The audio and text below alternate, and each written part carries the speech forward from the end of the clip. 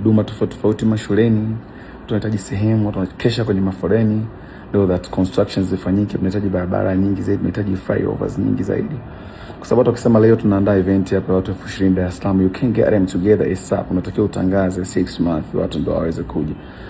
Na hawezi kuwa Dar es Salaam. So Dar es Salaam is busy, watu wanatoka mikoani. So hapo unaona kabisa uhitaji roads constructions, unahitaji vitu kama SGR.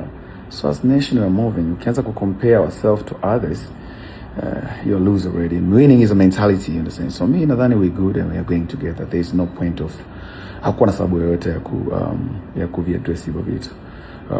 Now why I'm recording this video kwa sababu sitaki kuonekana kama naleta udaa kwa msemaji. I know a lot of artists they cannot say hawezi kwa sababu zao binafsi, which is I really do appreciate na respect kila mtu's opinions, but sitaki ile kauli ya kuonekana kama samaki akioza mmoja wote wameoza, kwa sababu kwa ninachojua serikali inatubeba.